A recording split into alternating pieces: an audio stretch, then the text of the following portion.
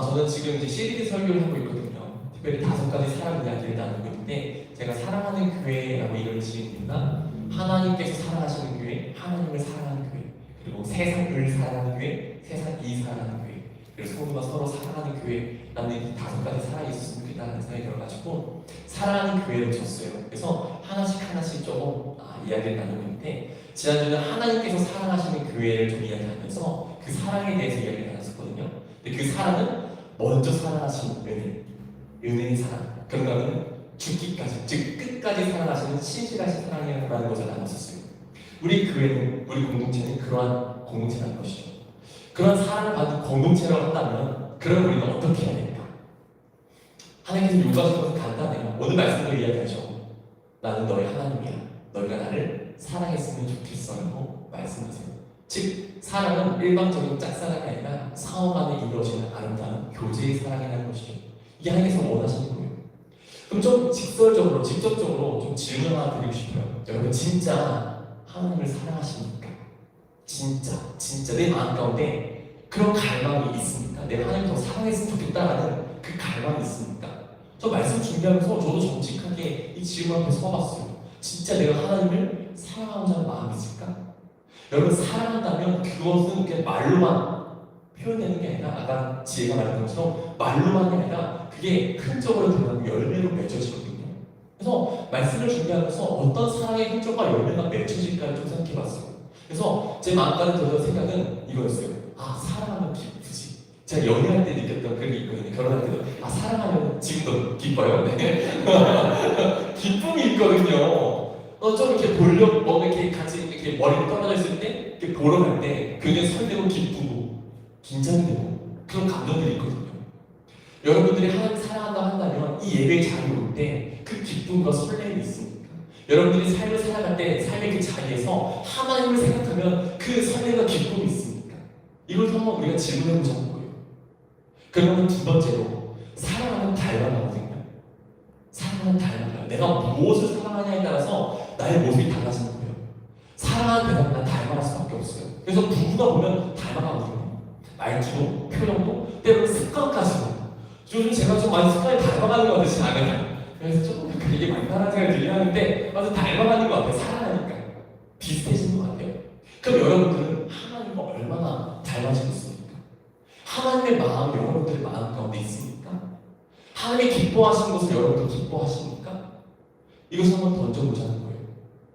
만약에 그렇지 못한다고 한다면 그런 우리들을 향해 하나님께서 말씀하시는 거예요. 너희가 나를 사랑했으면 좋겠어. 그래서 너희가 기뻤으면 좋겠고 너희가 나를 닮아갔으면 좋겠어 라고 말씀하시는 거예요. 그럼 여러분 하나님께서 원하시는 사랑은 어떠한 사랑입니까? 그리고 더 나아가서 그 사랑을 위해서 우리는 어떻게 할 수 있을까? 이것을 좀 생각해 봤으면 좋겠어요. 우리 먼저 5절 말씀을 같이 한번 읽어보면 좋을 것 같은데요. 5절 말씀 같이 한번 읽어보도록 하겠습니다. 시작! 너는 마음을 다하고 뜻을 다하고 힘을 다하여 내 하나님 여호와를 사랑하라. 하나님께서 우리에게 사랑을 요구하실 때 그냥 사랑하라가 아니라 이 3가지 표현이 나와요. 마음을 다하고 뜻을 다하고 힘을 다해요. 이 하나하나 세세하게 살펴보기엔 시간이 너무 짧을 것 같고요. 그냥 결론적으로만 이야기하면요 이거예요. 너의 전부를 다해, 전 존재를 다해 하나님을 사랑했으면 좋겠어. 모든 감정을 다해, 모든 계획과 모든 생각을 다해, 너의 모든 결단과 모든 의지력을 다해, 모든 에너지를 다해 하나님을 사랑했으면 좋겠어라고 요구하시는 거예요. 진심으로 사랑할 수 있죠. 근데 그 진심을 넘어서 전심으로 사랑하는 거예요. 모든 걸 다 바쳐 사랑하라고 요구하고 계신 거죠. 딱 여기까지만 들으면 되게 부담스럽지 않나요? 그냥 나는 이 예배의 시간, 예배드리는 이 시간만 하나님을 사랑한다고 고백하고 싶고 하나님께 드리는 봉사, 하나님께 드리는 그 물질만큼만 조금 사랑을 표현하고 싶은데 일부분만 하나님께 사랑을 고백하고 싶은데 하나님 그게 아니라는 거예요. 우리가 사랑하는 그 모든 시간을 들여서 하나님을 사랑하고 우리가 가지고 있는 그 모든 물질과 그 모든 에너지를 들여서 하나님을 사랑하라고 말씀하시는 거예요. 일부분이 아니라 적당히가 아니라 어느 정도가 아니라 전체를 다 같이 사랑하는 거죠. 부담이 되죠. 근데 여러분 여기까지만 보면 되게 부담스러운 말씀인데 조금 이 말씀이 쓰여진 배경을 보면은 조금 더 다르게 생각할 수 있을 것 같아요. 우리 함께 보고 있는 말씀은 신명기 말씀이거든요. 근데 이 신명기 말씀이 어떤 말씀이냐면 하나님께서 광야에 있던 출애굽 2세대들에게 언약을 갱신하는 말씀이에요. 언약을 갱신하는 말씀. 제가 좀 설명을 드릴게요. 이스라엘 백성들 애굽에서 노예 생활을 하고 있었잖아요. 하나님께서 그들을 불쌍히 여기시고 그들을 사랑하셔서 그들을 구해내셨죠. 구해내셔서 광야에 들어왔어요. 근데 그 광야에서 출애굽을 경험했던 1세대들은 하나님께 먼저 순종한 게 아니라 하나님 먼저 신뢰한 게 아니라 오히려 불신하고 원망하고 심지어는 우리가 아는 것처럼 금송아지를 만들어서 우상 숭배했단 말이에요.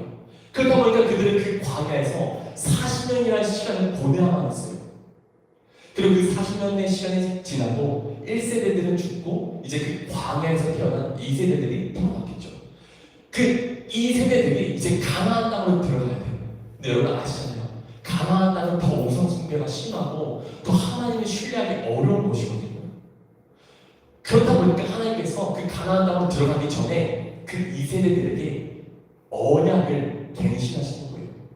이 언약 갱신이라는 것은요, 이렇게 표현할 수 있을 것 같아요. 더 깊은 사랑의 관계로 들어가자. 이제 연애는 끝내고 이제 결혼하자 라고 프로포즈를 하는 거예요. 좀 제가 여러분 이해하기 싫으시라고 이런 비유를 썼는데 이 적절한 비유인지 모르겠어요. 연애는 끝나고 이제 진짜 결혼하자. 여러분 연애랑 결혼은 다르거든요. 똑같은 사랑이라고 해도 달라요. 연애는요 같이 뭐 데이트할 때는 같이 시간을 보내지만 데이트가 끝나면 각자 집으로 돌아가요. 그리고 데이트할 때도 요즘 더치페이 하나? 네 돈이고 내 돈이에요. 그렇죠? 그렇지 않아요? 네 시간 네 시간이고 내 시간 내 시간이에요. 나눠져 있어요. 구분이 돼요. 근데 여러분 어느 순간 남자가 나 여기 너랑 결혼하고 싶어 프로포즈하고 이제 결혼식장에 들어가서 이제 혼인신고를 딱 하는 순간 둘은 이제 법적으로 하나가 됩니다. 언약을 맺고 하나가 되거든요. 그러면 여러분 둘이었던 게 하나가 돼요. 몸도 하나가 되고 마음도 하나가 되고 집도 하나가 되고 다 하나가 되는 거예요. 더 깊은 사랑의 관계 속으로 들어간다는 것이죠. 연애랑 결혼이 다른 거예요. 마찬가지로 하나님께서 이스라엘 백성들에게 말씀하시는 건 이거예요. 나 너랑 연애적인 사랑이 아니라 그냥 1분만 나누는 사랑이 아니라 진짜 온전히 연합하는 사랑, 하나가 되는 사랑을 하고 싶어 라고 이야기하시는 것이죠. 그래서 성경 보면 종종 그런 비유가 많이 나오잖아요. 하나님께서는 이스라엘의 신랑이 되시고 이스라엘은 하나님의 신부가 되는, 이것은 우리에게도 동일하게 적용할 수 있어요. 하나님께서 우리에게 온 마음을 다해서 그리고 뜻을 다해서 온 힘을 다해서 사랑하라고 요구하신 것은요, 이 말씀을 통해서 부담을 주기 위해서 말씀하시는 것이 아니라 초청이에요. 나랑 결혼하지 않을래? 프로포즈 한다는 거죠. 여러분 되게 감동이지 않나요? 나와 너의 삶을 1분만 공유하는 게 아니라 모든 시간을 공유하자. 너가 힘들 때나 아플 때나 그리고 좋을 때나 슬플 때나 그 모든 순간들을 나와 함께 공유했으면 좋겠어 라고 프로포즈를 하시는 거죠. 근데 여러분 여기서 우리가 한 가지 생각해봐야 하는 것은요, 우리가 하나님과 더 깊은 사랑으로 나가기 위해 필요한 것이 있다는 거예요. 왜 그럴까? 사랑은 단지 감정이 아니라 책임도 동반하기 때문이에요. 사랑은 단순히 감정이 아니라 책임도 동반해요. 그래서 5절 말씀에서 너희가 나를 온 마음과 온 힘과 온 뜻을 다해 사랑했으면 좋겠어 라고 말씀하시기 이전에 4절 보면요 이렇게 말씀하고 있어요. 4절 말씀 우리 같이 한번 읽어볼게요. 우리 4절 말씀 같이 한번 읽겠습니다. 시작! 이스라엘아 들으라, 우리 하나님 여호와는 오직 유일한 여호와이시니. 아멘. 사랑을 요구하실 때 사랑하라 그 전에 하나님을 이렇게 표현해요. 오직 유일한 여호와이시니. 왜 이렇게 말씀하셨을까요? 그 이유는 하나님, 이 세상에 다른 신은 없다는 거예요. 오직 하나님만이 유일한 신이시라는 거예요. 그래서 오늘 신명기 말씀 6장 바로 이전에 신명기 5장을 보면요, 우리가 잘 아는 10계명이 나오거든요. 근데 그 10계명 중에서 첫 번째 계명이 뭐예요? 우리가 잘 아는 거죠? 나 외에는 다른 신들을 섬기지 말라는 거예요. 여러분 이 10계명은 단순히 우리가 규칙, 지켜야 할 규칙, 그러니까 우리가 구원받기 위해서 그리고 하나님의 사랑을 받기 위해서 지켜야 하는 법이 아니에요. 반대인 거예요. 내가 사랑 받았기 때문에 지켜야 하는 책임인 거예요. 근데 우리는 반대로 생각할 때가 많죠. 내가 이 10계명 하나님의 율법, 말씀을 잘 지키면 사랑받을 거야. 말씀을 잘 지키면 구원받을 수 있을 거야. 그게 아니라 이미 사랑을 받았기 때문에 그 사랑을 지키고자, 그 사랑을 간직하고자 우리가 행해야 할 책임이 바로 이 10계명이라는 거예요. 근데 이 10계명을 보면요, 되게 재밌는 게 있어요. 여러분 잘 아시는 것처럼 이 10계명을 보면요, 뭐뭐 해라 보다 뭐뭐 하지 말라가 더 많아요. 그렇지 많아요? 나의 위에 다른 신을 섬기지 말라. 그 우상을 만들지 말라. 하나님의 이름을 막내에 부르지 말라. 그리고 사람과 사람 사이에서도 살인하지 말라. 가늠하지 말라. 도둑질하지 말라. 이웃의 것 탐내지 말라. 다 말라요. 여기서 우리 사랑의 속성을 하나 발견해요. 그게 뭐냐면 사랑은요, 우리가 사랑하기 때문에 뭔가 열성적으로 희생해서 내 것을 들여서 뭔가 섬길 수 있고 나눠주는 것, 그것도 사랑이라고 이야기할 수 있어요. 근데 더 중요한 것은요, 내가 사랑하기 때문에 내가 사랑하는 그 대상이 원하지 않는 것, 싫어하는 것을 행하지 않는 것도 사랑이에요. 어떻게 보면 이게 더 큰 사랑이라고 이야기할 수 있겠죠. 그래서 저와 제 아내의 비유를 좀 들면요, 전 제 아내를 사랑해요. 그래서 저는 제 아내를 위해서 열심히 봉사해요. 헌신해요. 그래서 집 청소도 해주고 요리도 해주고 되게 열심히 노력해요. 근데 제가 제 아내한테 뭔가를 해주는 것만 사랑이 아니라 제 아내가 원하지 않는 걸 하지 않는 것도 사랑이거든요. 잔소리. 왜 빨리 안 했어? 뭐야? 또 쿠팡 시킨 거야? 이런 거 잔소리잖아요. 싫어하는 것들을 하지 않는 것도 사랑이거든요. 또한 더 나아가서 선을 지키는 것. 제 아내를 위해 다른 여인을 마음을 품지 않고 바람피지 않는 것. 그 선을 지키는 것. 할 수 있음에도 하지 않고 지켜내는 것이 사랑이라는 것이죠. 우리가 하나님을 사랑하는 것도 마찬가지예요.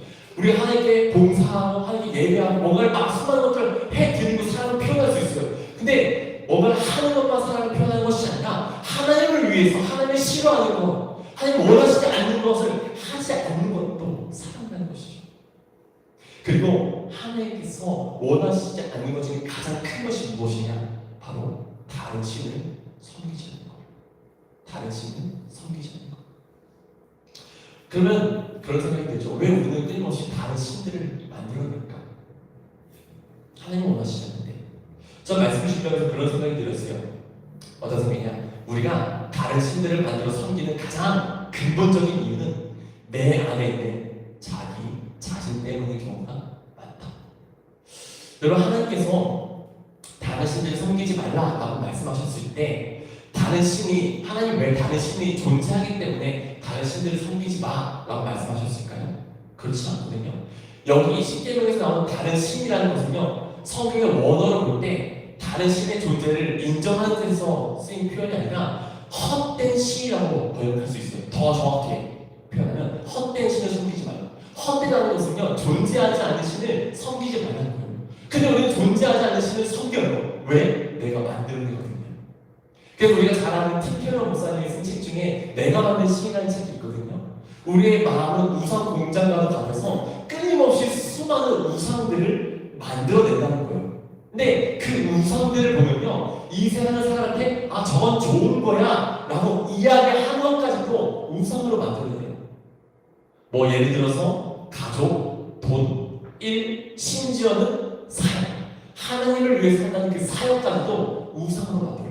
어떻게? 그거를 내 삶에서 절대화시킬 때, 하나님보다 더 높은 위치에 둘 때 그것이 우리의 우상이 된다는 것이죠. 근데 여기서 우리가 한 가지 생각해 볼 수가 있어요. 왜 우리는 좋은 것, 가족도 좋고 돈도 좋은 거예요. 그리고 일도 좋은 거예요. 사역도 좋은 거예요. 근데 이 좋은 것들을 절대화시켜서 우상으로 만들까? 그 이유는 하나, 바로 나를 위해서예요. 여기에서 우리는 교묘하게 숨어있는 진짜 우상을 알게 돼요. 여러분, 돈이 우상이 아니에요. 진짜 우상은 나예요. 나. 아까 우리 소원이가 얘기할 때 내 설교 없는 반가라는 소리 들었어. 나예요. 진짜 우상은 나거든요. 내가 이걸 해서 내가 더 안정을 누리기 위해서. 돈 왜 많이 벌어요? 돈 많이 벌면 내가 더 안정감을 누리니까 더 편하게 살 수 있으니까 나를 위해서인 거예요. 그리고 내가 삶을 왜 열심히 해요? 내가 인정받고 싶은 거예요. 그리고 내가 사랑받고 싶은 거예요. 그 모든 것의 중심에 내가 있는 거예요. 진짜 우상은 바로 나라는 것이죠. 그렇기 때문에 우리가 하나님을 사랑하는 것에 장애물은 다른 것들이 아니라 바로 나일 수 있다는 거예요. 그래서 예수님을 따른다는 것, 그리고 하나님을 사랑한다는 것은요, 자기를 부인하지 않으면 결코 가질 수 없는 거예요. 그래서 예수님께서 사람들을 볼 때 가장 먼저 하신 말씀이 그거잖아요. 너 자신을 부인하고 너의 십자가를 지고 나를 따라. 부인이 가장 먼저 필요해요. 나를 부인하는 것. 나라고 하는 그 우상을 포기할 때 우리는 예수의 길을 따라갈 수 있고 하나님을 사랑할 수 있습니다. 그러면 우리는 어떻게 나라고 하는 그 우상을 버리고 하나님 진정으로 살아갈 수 있을까? 계속 나가는 거예요. 조금씩. 어떻게 살아갈 수 있을까? 여러분 기억했으면 좋겠어요. 하나님께서는요, 두려움에 떠밀린 사랑이 아니라 자유 안에서 들은 사랑을 원하세요. 되게 멋있는 표현이잖아요. 몇 번을 읽었어. 하나님께서는 사랑을 원하실 때 두려움에 떠밀린 사랑이 아니라 정말 자유 안에서 들은 사랑을 원하신다. 우리가 가끔 이제 기독교에서 교회에서 전도를 할 때 그런 표현들을 쓰잖아요. 여러분 잘 아는 표현이죠. 예수 천국, 불신 지옥. 어떤 의도인지 알겠어요. 정말 그 간절함도 알겠어요. 한 영혼이라도 하나님께 돌아와서 천국에 들어갔으면 좋겠다라는 그 간절함도 이해하고 존중해요. 근데 자칫 이 표현은 조금 누군가에게 거부감을 줄 수 있는 표현일 수 있어요. 너 예수 믿을 거야, 안 믿을 거야? 너 하나님 사랑할 거야, 사랑하지 않을 거야? 너 믿지 않으면 너 사랑하지 않으면 지옥 가야 해. 이것은 진정으로 사랑해서가 아니라 두려움으로 몰아붙이는 방식이에요. 지옥의 공포로 협박하는 방식이에요. 즉 사랑이 아니라 두려움으로 하나님을 선택하게 하고 예수를 믿게 선택하게 만든다는 것이죠. 여러분 사랑이라는 것은요 강제로 되지 않습니다. 협박을 통해서 복종하게 할 수 있어요. 하지만 협박을 통해서 진정한 순종을 이뤄내기는 어려워요. 협박을 통해서 형식은 만들 수 있지만 협박을 통해서 진짜 사랑을 만들어내기는 어렵습니다. 기억하세요. 하나님은 우리에게 두려움에 떠밀린 그 사랑을 요구하시는 것이 아니라 자유 안에서 드리는 그 사랑을 원하십니다. 어떻게 우리가 자유 안에서 그 사랑을 드릴 수 있을까? 저 말씀 준비하면서 되게 많은 이야기들이 떠오르더라고요. 근데 대표적인 게 제 아이들과의 관계에서 일어났던 이야기가 한 가지 떠올랐어요. 저는 가끔 이제 두 아이가 이제 자러 들어갈 때 같이 자주 오거든요. 두 아이가 너무 간절하게 원해요. 아빠 오늘 몇 시에 잘 거야? 같이 누워 있어줘 하거든요. 그러면은 여기 첫째 딸, 여기 둘째 딸 이렇게 눕고 제가 사이에 누워서 두 아이의 손을 잡고 같이 자요. 잘 때 자기 전에 잠들기 전에 이렇게 이야기해줘요. 라이라 하리나 아빠 딸이 되어줘서 너무 고마워. 아빠가 너희들을 너무 사랑해. 너희들은 아빠의 선물이야 라고 이야기하거든요. 그럼 두 아이가 뭐라고 할까요? 야, 너무 몸이 건조한 거 아니야? 네, 그러면 라엘이는 그 F 감성이 있어. F 감성이 있어서 아빠, 나는 아빠 너무 사랑해. 나의 아빠가 되어줘서 너무 고마워라고 똑같이 하다고 해주거든요. 그 뒤에 이어서 하리도 똑같이 해주고. 여러분 저는 두 아이에게 너 아빠 사랑한다고 이야기해. 아빠한테 고맙다고 이야기해. 협박하지 않았어요. 그 아이들이 그렇게 이야기했거든요. 그리고 그거는 진심이라는 걸 저는 알아요. 어떻게 그 아이들이 저를 사랑할까요? 제가 그 아이들을 안아주고 그 아이들을 먹여주고 그 아이들의 필요에 채워주고 그 아이들이 누워있어달라고 할 때 같이 누워있어주고 그런 것들을 통해서 그 시간들을 지나가면서 그 아이들이 제 사랑을 경험한 거예요. 저를 신뢰하기 시작하면서 그 신뢰 위에서 사랑이 꽃피었다는 것이죠. 여러분 생각해보세요. 막 태어난 갓난 아이가 딱 태어났을 때 자기 엄마 아빠를 보고서 내 엄마 아빠다. 사랑해야지. 그래서 엄마 아빠를 사랑할 수 있을까요? 아니거든요. 사랑 못해요. 맨 처음 태어난 아이는 사랑할 수 없어요. 하지만 이 아이가 살아가면서 그 엄마 아빠가 이 아이에게 불을 먹여주고 기저귀를 갈아주고 또 보호해주고 필요할 때 불과 와서 달려와서 그 아이를 안아주고 하는 그 시간들 통해 그 경험들을 통해서 이 사람은 나를 지켜주는구나. 이 사람은 나를 사랑하는구나. 나를 버리지 않겠구나 하면서 애착 관계라고 하잖아요. 그 애착 관계가 생기면서 부모를 신뢰하면서 사랑하기 시작하는 거예요. 그 시간의 경험이 사랑의 시간의 경험이 만들어낸다는 것이죠. 그래서 사랑은요, 시간이 필요해요. 경험이 필요해요. 한번 되지 않는다는 것이죠. 하나님과의 관계도 마찬가지인 것 같아요. 우리가 하나님을 알아가면서 또 하나님의 그 인도하심을 경험하면서 우리가 하는 시간 속에서 그 하나님과 함께하는 동행의 이야기를 써나갈 때, 하나님을 경험할 때 그 자리에서 비로소 하나님을 사랑할 수 있다는 거예요. 여러분, 하나님은요, 성경의 그 이야기에 갇혀 계신 분이 아니에요. 그때만 역사하시고 그들만 인도하시는 것이 아니라 지금 오늘날 이 시간에도 우리 한 사람 한 사람 아시고 우리가 있는 그 모든 자리에서 우리를 이끌어 가시고 우리 필요한 공급을 채워주시고 우리에게 사랑하고 말씀하시는 분이 바로 우리 하나님이시에요. 이 말은요, 내가 있는 모든 자리에서 그 하나님의 사랑을 경험할 수 있다는 거예요. 하나님 사랑하시기 때문에. 그리고 그 하나님과 사랑을 나누는 그 시간들을 보낼 때, 사랑의 스토리들을 만들어 갈 때 저는 확신합니다. 난 자유 안에서 하나님을 사랑한다고 고백할 수밖에 없어요. 그리고 나는 자유 안에서 내가 만들어낸 그 우상들을 버릴 수 있어요. 여러분, 우상을 왜 만든다고 했죠? 나를 위해서 만든다고 했죠. 근데 그 하나님을 경험하면 경험할수록 알게 되는 거예요. 아, 내가 나를 아는 것보다 나를 더 잘하시는 분이 계시는구나. 아, 내가 나를 사랑하는 것보다 나를 더 깊이 사랑하시는 분이 계시구나. 깨닫기 시작하는 거예요. 그리고 그 순간 알게 되는 거죠. 아, 나라고 하는 우상은 필요하구나.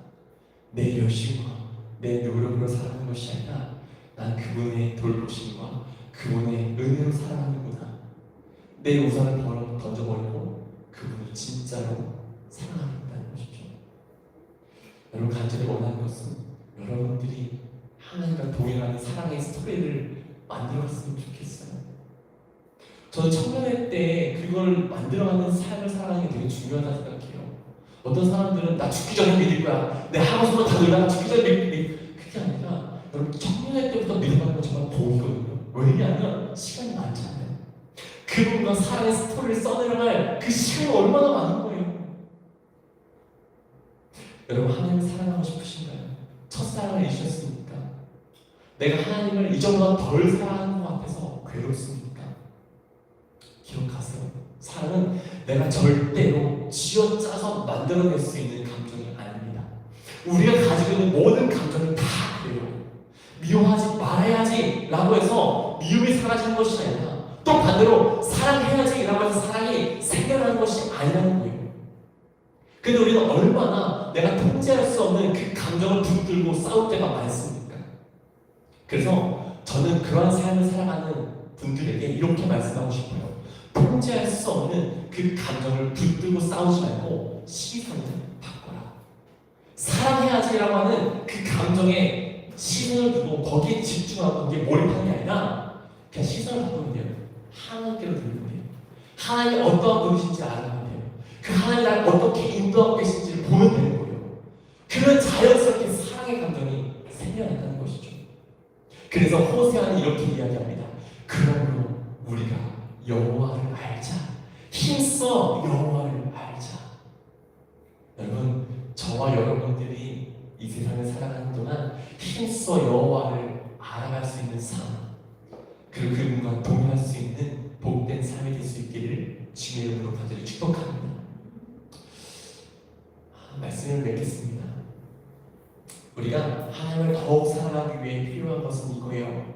날마다 주님을 바라보며 살아가는 것. 날마다 주님을 바라보면서 살아가는 것. 저는 마태복음을 통해서 요즘에 그 사순절 묵상을 나누고 있습니다. 그 중에 팔복의 말씀을 나누면서 하나님을 볼 수 있는 방법에 대해서 함께 이야기했었거든요. 하나님을 볼 수 있는 방법. 여러분, 하나님 볼 수 있어요. 아니, 어떻게 해요? 하나님 눈에 안 보이잖아요. 근데 예수님께서 말씀하세요. 볼 수 있어. 뭐라고 말씀하시냐? 마음이 청결한 자는 복이 있나니 그들이 하나님을 볼 것이니. 여기서 마음이 청결하다는 것은요, 내 마음이 깨끗하게 닦는다라는 그런 의미도 있겠지만 더 본질적인 의미는요, 나뉘어지지 않는 마음, 즉 하나요.